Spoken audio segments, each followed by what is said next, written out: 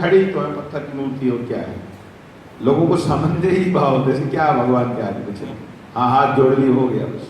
वो भूल ही जाते हैं कि वो पत्थर के रूप में नहीं है, वो तो एक केवल तमाशा है। वे तो शुद्ध सच्चिदानंद घन परमात्मा ही यहाँ खड़े हैं और सब सुन रहे हैं खड़े खड़े, सब देख भी रहे हैं कि यहाँ क्या चल रहा है। ये अलग बात है कि हम लोग जब तक मार नहीं खा लेते तब तक समझते नहीं इस बात को। तो कालिया को भी बालक के साथ क्या कहाँ से आ गया मरने, तो कालिया भी भगवान को कहता है तुम जाओ यहाँ से एक बार, लेकिन भगवान जब उसे पुनः चुनौती देते हैं तो सर्प का स्वभाव क्रोध ही होता है। तो कालिया को क्रोध आ गया, भगवान और कालिया नाग के मध्य भयंकर युद्ध हुआ। भगवान ने उसे मारा तो नहीं, लेकिन उसे पराजित किया और बहुत बुरी तरह पराजित करके अंततः भगवान उसके फनों के ऊपर जाकर के नृत्य करने लगे। नटराज नृत्य उस समय प्रभु ने संपन्न किया। नटराज नृत्य किसे कहा जाता है, जिसे सामान्यतया भगवान शंकर करते हैं, वही नृत्य भगवान ने उसके फनों पर किया। और भगवान उसके फनों के ऊपर, जैसे आप चित्र में देख सकते हैं, कभी इस फन पर कभी उस फन पर उनके पाद प्रहार हो रहे हैं। और अब भगवान अपने पूरे ऐश्वर्य के साथ वहां दिख रहे हैं। जब ये घटना घटी तो उस समय में आचार्य जी की जय हो।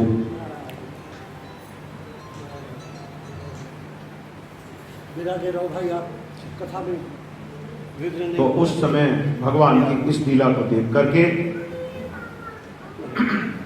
सभी लोग आनंद में मग्न होने वाले हैं। भगवान काली को कुछ एक आज्ञाएं देते हैं कि तुम यहाँ से इस स्थान को छोड़कर चले जाओ।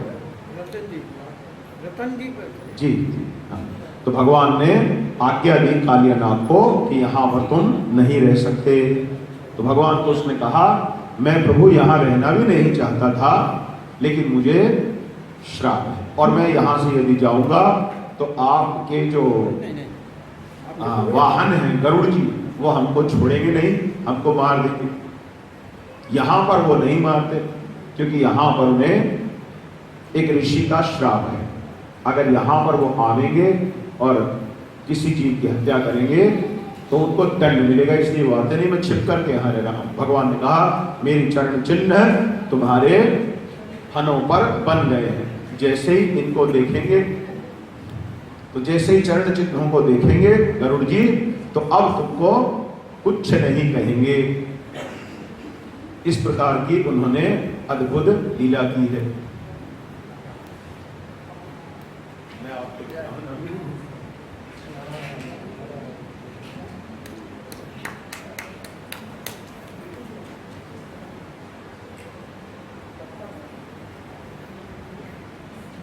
तो इस प्रकार से भगवान ने कालिया को विदा किया और उस पर कृपा की और कालिया से छुटकारा ब्रजवासियों को मिलता है। बोलिए भगवान श्री कृष्ण चंद्र की जय हो। इसके बाद मित्रों प्रलंबासुर का उद्धार करते हैं, गाय और गोपों को दावानल से भगवान बचाते हैं। फिर ब्रज में वर्षा और शरद ऋतु का वर्णन किया गया है। वेणु गीत का अद्भुत रीत्या वर्णन है। इसके पश्चात एक दिन भगवान ने देखा कि किस प्रकार से गोपियां यमुना जी में स्नान कर रही हैं, किंतु उनके शरीर पर वस्त्र इत्यादि की मर्यादा को भगवान ने जब नहीं देखा तो भगवान ने एक लीला की, उनके वस्त्रों का भगवान ने हरण कर लिया। तो अनेक धर्मद्रोही लोग यहाँ भगवान के चरित्र पर लांछन लगाते। यद्यपि भगवान की भावना गलत नहीं है, भगवान ने तो वस्त्रों का हरण। देखिए आचार्यों ने जो टीकाएं की हैं इन प्रसंगों में बहुत उच्च स्तर की टीकाएं भी की हैं, किंतु अधिकारी और अनधिकारी का विचार करके ही सब व्याख्याएं की जाती हैं। हर प्रकार के रहस्य को हर स्थान पर प्रकट करना भी थोड़ा उचित नहीं है और आचार्यों ने इसके लिए सावधान भी किया है। हमारा जो स्तर है भी वो यही है, उसी स्तर की चर्चा में करता हूँ। इसलिए बहुत जो गूढ़ व्याख्याएं हैं उनको अभी आवरण के अंदर ही रखा जाए तो उचित है।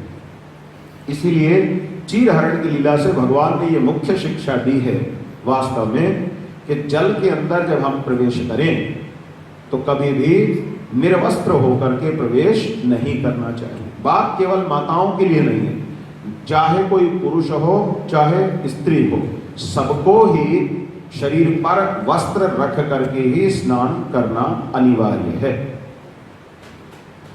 इस शिक्षा को जानना, अन्यथा जल कोई, असल में क्या है ना, हम लोगों की जड़ चेतना हो गई है, जड़ बुद्धि हो गई है। हम हर चीज क्या, जल क्या है, पदार्थ, ऐसी बात नहीं है। हम जल के अधिष्ठाता क्या वरुण देव को नहीं मानते?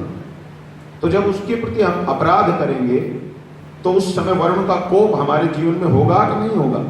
फिर हम कुंडलियां उठाए फिरेंगे, पता नहीं हमारे साथ क्या हो रहा है, हमको समझ में नहीं आता। पंडित जी कुंडली में वरुण का कोप कहाँ ढूंढेंगे? तो इसलिए निर्वस्त्र होकर के स्नान ना हो, इसलिए भगवान ने चीरहरण की लीला की। और गूढ़ार्थ में मैं अभी जाना उचित नहीं समझता, क्योंकि मैं नहीं जानता मेरे श्रोताओं का स्तर क्या है। इसीलिए सामान्य ही जो उसका भाव है उसे आप जानिए। इसके पश्चात भगवान ने यज्ञ पत्नियों पर भी कृपा की है। यज्ञ पत्नी, जो ब्रज के ब्राह्मण लोग थे वे यज्ञ में थे, भगवान ने अपने सखाओं को भेजा, जाओ हमारे लिए, हमें भूख लगी है तो हमें कुछ खाना है। श्री कृष्ण ने कहा ब्राह्मण लोग यज्ञ कर रहे हैं, तुम मेरा नाम लेना कि श्री कृष्ण ने कुछ भोजन मांगा है, वे सब दे देंगे। लेकिन जब ब्राह्मणों के पास सखागण गए, ब्राह्मणों ने उस समय उन्हें अन्न देने में आनाकानी की। लेकिन याज्ञिकों की पत्नियों को जब इस बात का ज्ञान हुआ तो उन्होंने प्रेम से आगे बढ़ करके, भाग करके भगवान को वहीं पर आकर के अन्न परोसा। तो इस प्रकार से जड़ बुद्धि नहीं होनी चाहिए।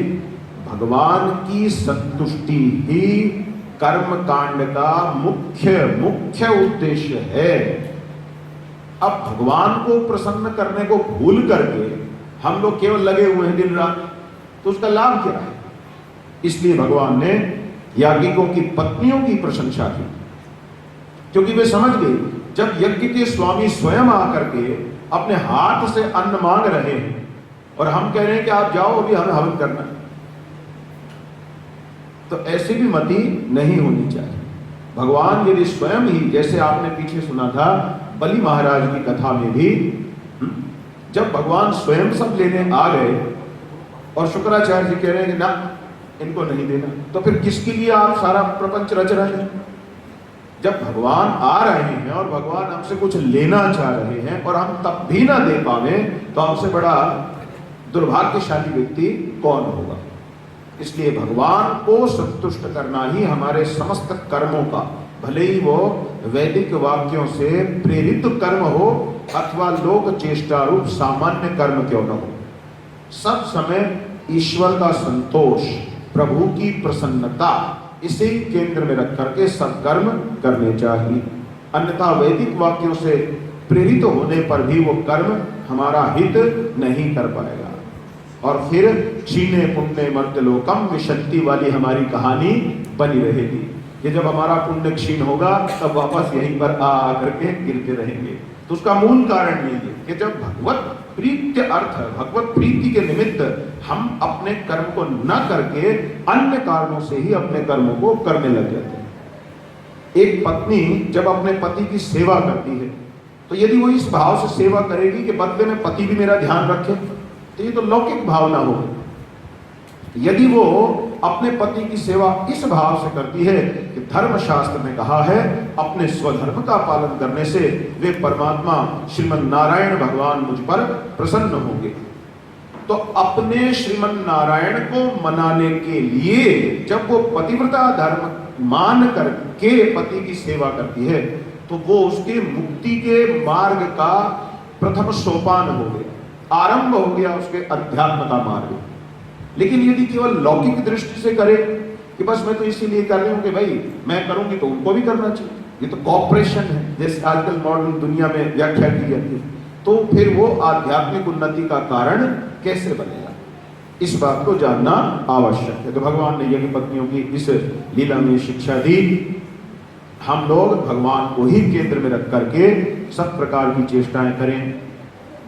इसके बाद ब्रज में भगवान ने एक दिन देखा इंद्र की पूजा का एक बहुत बड़ा उत्सव मनाया जाना है। ये देख करके भगवान ने पूछा कि इंद्र की पूजा हम क्यों करते हैं? तो सबने कहा इसलिए करते हैं, नहीं तो वो बारिश नहीं करेंगे। अगर हमने उनको अनेक प्रकार की भेंट देकर के संतुष्ट नहीं किया तो। ऐसा विचार करके भगवान ने सोचा ये तो गलत बात हो रही है। जिसका जो सहज कर्म है वो तो उसे करना ही पड़ेगा, क्योंकि भगवान के द्वारा सृष्टि में सब नियुक्त हैं। और जो भगवान के द्वारा जिसे सहज रूप से जो कर्म मिला है, जो कर्तव्य मिला है, यदि वो उसका पालन नहीं करता तो वो दोष का भागी है। ऐसा नहीं है कि भाई अगर हमने इंद्र को एक विशेष सेवा दे करके संतुष्ट नहीं किया और वो जल देना बंद कर दे, तो इसे प्रभु ने अनुचित माना। और भगवान ने ब्रजवासियों से कहा कि वास्तव में तो हमारा देवता गिरि गोवर्धन है। क्यों? क्योंकि हम सब लोग गोपाल हैं, अर्थात गायों के पालन पर ही हमारा जीवन चलता है। और गायों को कौन पालता है? गिरि गोवर्धन।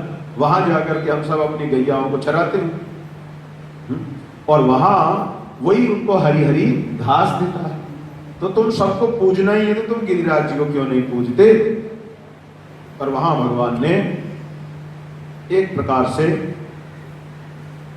लौकिक जो दृष्टि है उसी को ध्यान में रखकर कर्म का उपदेश करना उचित माना, क्योंकि अतिरेक से बचाना आवश्यक है। जैसे महाराज जी बंगाल के अंदर हम देखते हैं कीर्तन का अतिरेक हो गया तो धीरे धीरे सब कम्युनिस्ट हो गए। ऐसा पूरी शंकराचार्य महाराज जी ने व्याख्या की थी। अतिरेक नहीं होना चाहिए, अति सर्वत्र वर्जयेत। तो बहुत सावधानी पूर्वक जहां जिस मात्रा में जो कार्य आवश्यक है वो उतना ही हो। तो देवार्चन के लिए जितना कहा है बस उतना कर दिया, वो पर्याप्त है। उसके पश्चात यदि देवता नहीं करते तो वो भी दोष के भागी बने। तो भगवान ने अतिरेक को रोकने के निमित्त ये सारी लीला थी। अब ऊपर जब इंद्र को ये पता लगा कि ब्रज में हमारी पूजा रोक दी, और क्यों रोक दी? अरे वो सुना है नंद के घर में एक बच्चा है, उसके कहने से ही रोक दी। अच्छा, इतना अहंकार हो गया इन लोगों को, एक बच्चे के कहने पर मेरा अपमान कर रहे, मेरी पूजा नहीं कर रहे।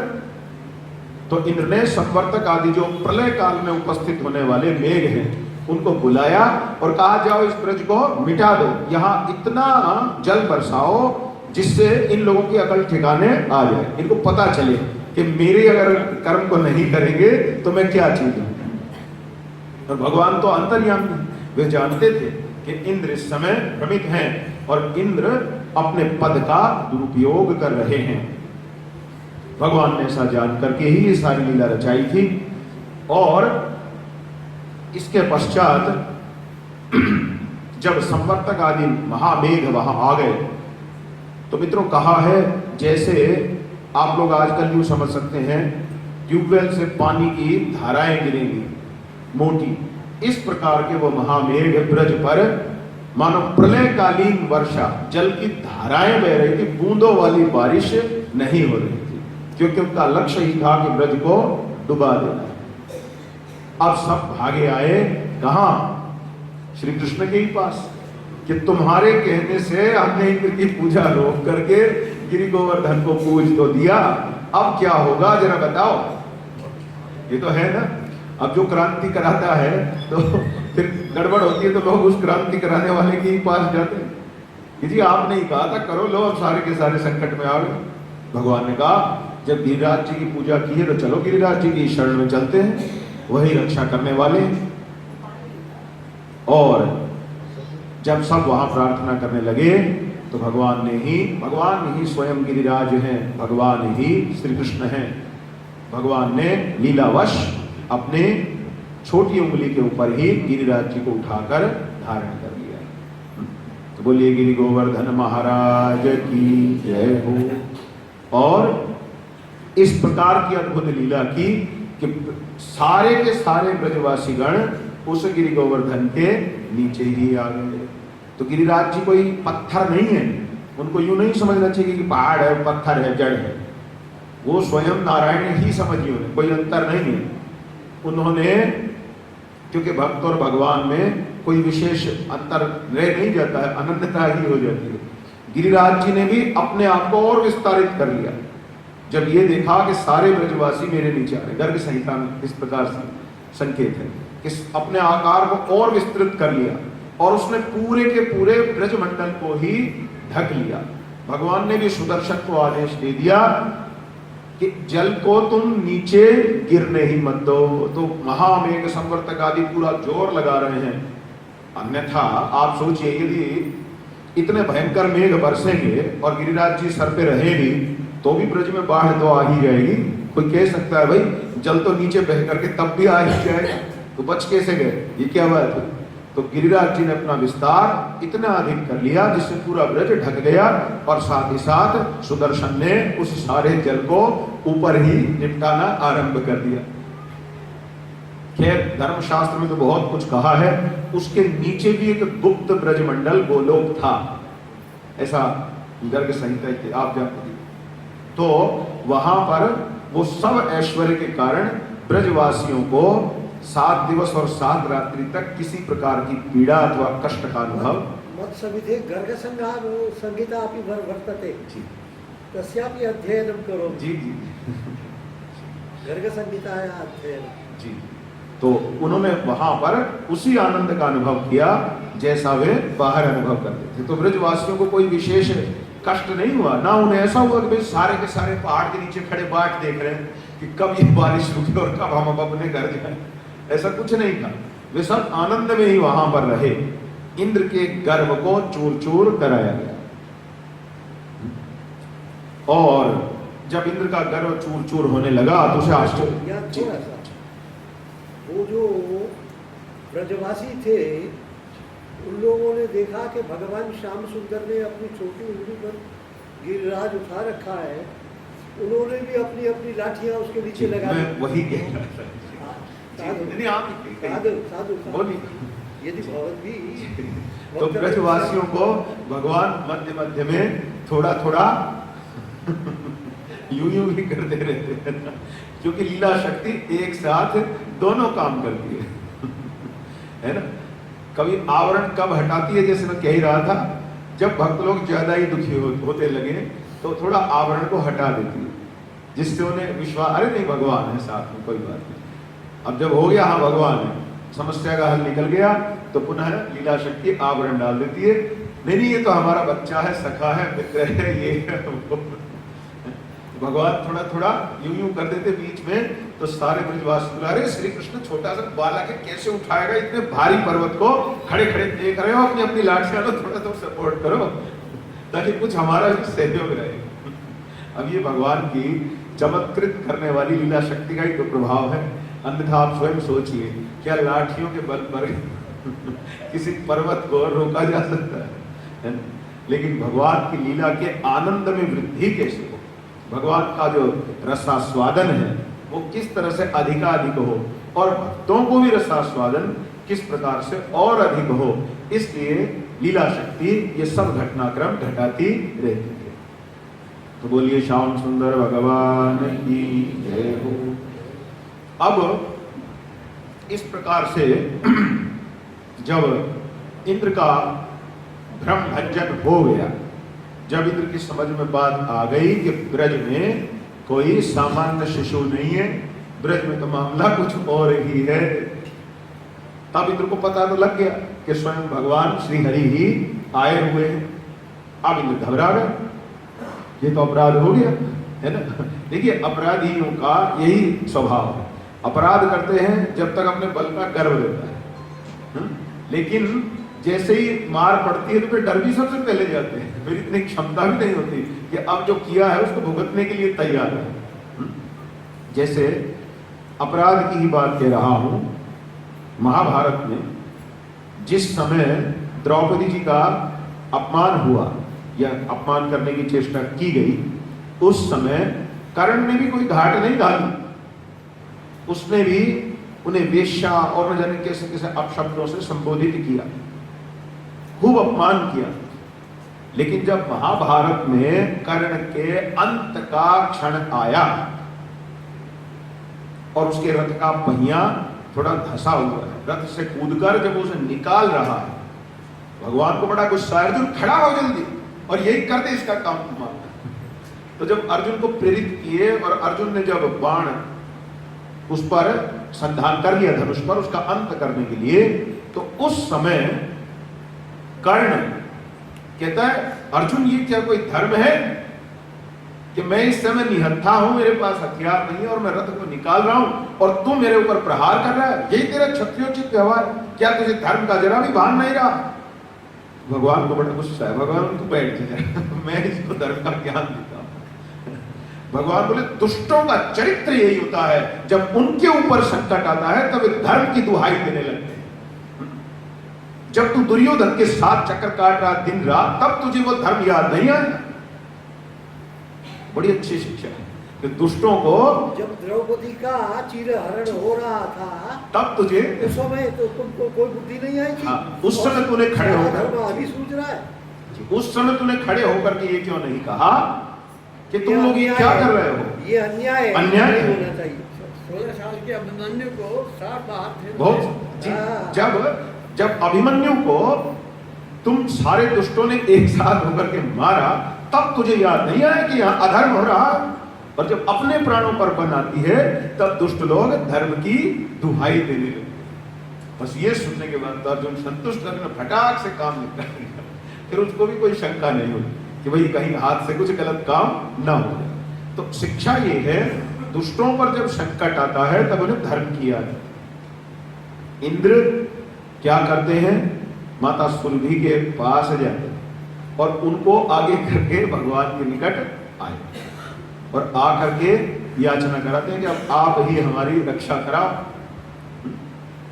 क्यों? क्योंकि भगवान के चरणों पर अपराध तो कर दिए, और भगवान के ही चरणों पर क्यों, भगवान के भक्तों के चरणों पर भी अपराध किया, और भक्त का अपराध भगवान के चरणों पर किए गए अपराध से भी बड़ा है। इस बात को हमें जानना है और अनेक प्रकार से याचना करते हैं, प्रार्थना करते हैं, क्षमा कीजिए। अब भगवान इतने दयालु हैं, यदि कोई महादुष्ट से दुष्ट प्राणी भी प्रायश्चित की भावना के साथ उनकी शरण में आता है तो वे उसे भी क्षमादान कर देते हैं, रक्षा करते हैं। इसलिए कभी कभी कुछ लोग शिकायत करते हैं कि भाई हमारा तो जो चरित्र है वो इतना गंदा हो चुका है, हम इतने उल्टे काम कर चुके हैं, अब हमारी अंतरात्मा की अब राम राम करने से क्या होगा, अब तो हमारा सत्यानाश होना ही है, इसलिए अब हम भगवान का नाम लेना नहीं चाहते। दुनिया कहेगी कि इन पहले तो इतने पाप किए और अब इनको राम याद आ रहा है, लेकिन ऐसा नहीं सोचना चाहिए। जब कभी भी हमें अपने जीवन में ये बोध हो जाए कि भगवान ही सही है, भगवान की शिक्षा पर चलना ही जीवन का उद्देश्य है, उस समय ही यदि हम उनके शरणागत होंगे, चाहे जितने भी हमने पाप किए हों, भगवान हमारी रक्षा कर सकते हैं। इसलिए इतना बोध तो हमको होना ही चाहिए। भगवान की शरण में आपको जब भी बोध हो उसी समय चले जाइए। कभी भी ये मत सोचिए कि भगवान पर आए। कैसे? आपने कितनी भी गलती की हो, कितनी भी त्रुटि की हो, लेकिन माँ के पास अगर आप एक बार जाके कह दो माँ गलती हो गई, क्या वो कोई माता ऐसी होती है जो तलवार लेके खड़ी है? वो आदमी को मैं बताती हूँ, माँ का हृदय अपनी संतान के लिए कभी निष्ठुर नहीं हो पाता, कभी कठोर नहीं हो पाता। तो भगवान तो तुमेव माता च पिता तुमेव, वे ही माँ है, वे ही बाप है। तो इसलिए जब भी हम उनकी ओर दौड़ेंगे, जब कभी भी हमारा चित्त ये कहेगा कि प्रभु अब बस आप और कुछ नहीं, थक गया मैं दुनिया से, सर्व पाप क्षयम याति स्मरताम तमहर निशम। भागवत जी, ये आपका वचन तीसरी बार आया है। तो जो उनका स्मरण करने लगता है दिन रात, उसके सब पापों को भगवान नष्ट कर देते हैं। इसलिए भगवान से मित्रों कभी ये मत सोचिए कि नहीं भगवान के सामने कैसे जाऊंगा, भगवान कहाँ मुझे स्वीकार करेंगे। यही तो उनकी अद्भुत लीला है। वे अपने हर उस प्राणी को स्वीकार कर लेते हैं जो जब जीवन के जिस अवस्था में जहां जिसे ये लगने लगता है कि अब प्रभु, भगवान उसे वहीं से स्वीकार कर लेते हैं। महाराज जी कथा सौर उपपुराण में आती है। सौर उपपुराण। एक कथा आती है, एक भील, उसने सारा जीवन पशुओं को मारा, पशुओं को काटा, और उसका स्वभाव ये था कि उनको ना तड़पा तड़पा के मारने में कुछ ज्यादा आनंद आता तो इस प्रकार से वो अपने मित्रों के साथ मिलकर उनको मारता रहता। लेकिन मारते समय उसके मुख से न जाने किस प्रकार से हर शब्द का उच्चारण होता रहता। हर ये शब्द उसके मुख से निकल जाता, जैसे इसके प्राण हर हर, जैसे अपने साथियों को कहता हर हरो हरो इसके प्राण हरो, जैसे ही पशु जाल में फंसा हर हर इसके प्राण हर, ये उसका एक वाक्य बन गया जो उसके मुख से निकलता था। उसके साथ कोई चमत्कार भी नहीं हुआ कि कुछ और किया हो। अब जब उसके जीवन का अंत होने लगा तो वहां भी कुछ आजामी जैसी कथा थी कि यमदूत जब उसे लेने आए तो वहीं पर अब हर शंकर जी का नाम हो गया तो शिवदूत वहां आ गए, बोले इसको नहीं लेके जा सकते। बोले इसने तो कुछ भी नहीं किया, इसको भी तुम कैसे बचा सकते हो? बोले नहीं, जब ये पशुओं को मारता था तो इसके मुख से निकलता था इसके प्राण हर, अपने साथी को बोलता था इसके प्राण हर हर ले इसके प्राण हर हर महादेव। तो उस हर हर का उच्चारण इसके जीवन में अनायास हुआ है। इतने से ही ऊपर इसका निर्णय पलट दिया गया है और अब ये शिवलोक जाएगा। अब इसका बंधन यमराज जी के दूतों से नहीं हो सकता। तो भगवान, अब आप बताइए, मैं जो कहना चाह रहा था कि भगवान की शरण लेने में हमें कभी भी संकोच करने की आवश्यकता नहीं। जीवन के किसी भी काल में हम ये ना सोचें कि भगवान मुझे स्वीकार नहीं करेंगे, क्योंकि मैं बहुत अधिक नीचे जा चुका हूं। मैं जानता हूं कलयुग में ऐसे बहुत से लोगों की मानसिकता है जो ये अंदर अंदर सोचते हैं कि अरे यार, जब से होश संभाला है तब से हमने ऐसा कौन सा कुकर्म है जो नहीं किया, अब क्या होगा हमारे भगवान भगवान करने से, क्योंकि हमारा मन तो अभी भी वही रहेगा, वो वही उनकी बातें सोचेगा दिन रात, हमारे कर्मों में तो कोई सुधार आना नहीं। तो ऐसा सोच करके वे निराश रहते हैं और भगवान के शरणागत नहीं होना चाहिए।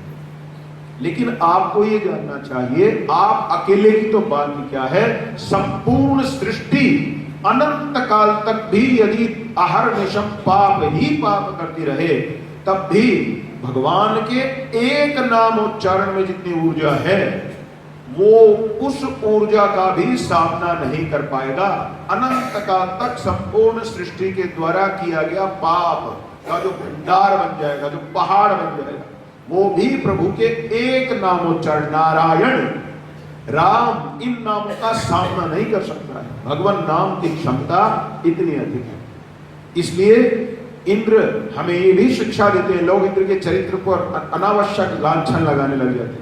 इंद्र तो ऐसा नहीं, इंद्र के चरित्र से भी हम सीखते हैं क्या, कुछ भी हो जाए, अपने हाथ से कितने भी बड़ी भूल हो जाए, लेकिन फिर भी भगवान के चरणों में हाथ जोड़ के लेट जाओ कि प्रभु बचाइए। बार बार भी गलती हो जाए फिर भी भगवान की शरण ले लो, हम बच जाए। ये छोटी बात है क्या?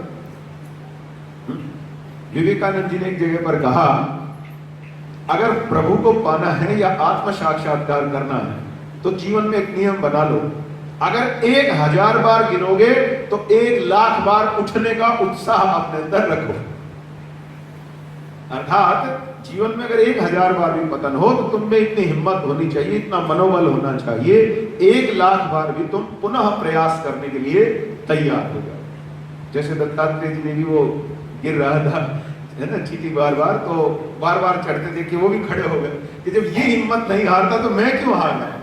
इसी प्रकार से हम लोग हो सकता है बहुत लंबे समय से भगवान का नाम अभ्यास कर रहे हैं अथवा कोई अच्छी पुस्तकें पढ़ रहे हैं, लेकिन हमें सफलता नहीं मिल रही है, तो भी निराश होने की कोई बात नहीं। मैं इंद्र को आदर्श मानता हूं इस विषय में, 1,00,000 बार भी जीवन में उनके हाथ से गलती हो जाए लेकिन भगवान की शरण लेने में कभी संकोच नहीं करते। तो इसलिए हमें इस चरित्र में ये सीखना है, आपने चाहे जो किया हो पुनः भगवान के शरणागत हो जाइए, दूर नहीं हटना है प्रभु से। दूर हटने पर संकट ही संकट है, भगवान के निकट बने रहने पर सब समस्याओं का समाधान हो सकता है। तो बोलिए गिरि गोवर्धन नाथ की जय हो। अब इसके बाद मित्रों, एक दिन नंद जी रात्रि में काल का सही ज्ञान न होने से स्नान करने के लिए मध्य रात्रि के ही काल में जल में प्रवेश कर गए। तो वरुण लोक में पहुंच गए, क्योंकि वरुण देवता ने उनको बंदी बना लिया। भगवान श्री कृष्णचंद्र को स्वयं जाना पड़ा और उनकी रक्षा करनी पड़ी। तो इस कथा में भी हमको ये शिक्षा दी गई कि हम लोगों को काल की मर्यादा का भी ध्यान रखना है। ऐसा नहीं है कि रात के 12 बजे मन हो गया तो नहाने बैठे, या रात को 2 बजे मन हो रहा है तो वहां हम नहाने बैठ गए। स्नान इत्यादि का भी शास्त्र अनुशासन करता है, बताता है कि किस काल में कब स्नान करना है, कब स्नान नहीं करना है।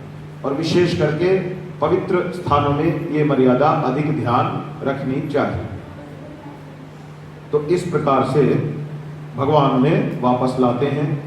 वरुण लोक में वरुण देवता जब देखते हैं कि स्वयं भगवान आए हैं तो वो कारण बताकर क्षमा याचना करते हैं और भगवान का विशेष अभिषेक करते हैं और अपने को भी धन्य करते हैं।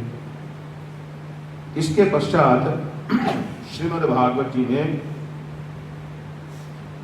रासलीला का आरंभ होता है। महाराज जी मैं स्वयं को इसका अधिकारी नहीं मानता, मैं चाहूंगा रासलीला पर आप ही समय की मर्यादा में 10 मिनट अथवा 15 मिनट कुछ अपनी बात रखें, ठीक है?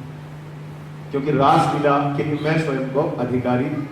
अब देखिए भीष्म जी ने भी क्षमा मांग ली थी जब शिव सहस्त्र नाम की बात आई, है ना। 58 दिन तक श्री कृष्ण के सामने उपदेश करने के काल में फिर ठहर गए कि भगवान ये हमारी ओर से आप ही कह दें। महाराज जी समय की मर्यादा में और अधिकार अनधिकार का विचार करते हुए, क्योंकि आपकी योग्यता तो अपरंपार है, क्योंकि ये मैं आपसे स्वयं भी सुनना चाहता था, फिर मुझे भी अवसर नहीं मिलेगा। रसो वै सः रसध्वजीवायं लब्ध्वा आनंदी भवसि। वो परमात्मा स्वयं ही रस है, रस रूप है, रसराट है। और अपने उस रस स्वरूप का प्रदर्शन करने के लिए शरदोत्फुल्ल मल्लिका रात्रि ही, सर्दी की रात्रि उत्फुल्ल मल्लिका के पुष्प जो है खिल रहे हैं। भगवान पिता रात्रि शरदोत्फुल्ल मल्लिका वीक्षरन्तुम मनश्चक्रे योगमायाम उपाश्रिता।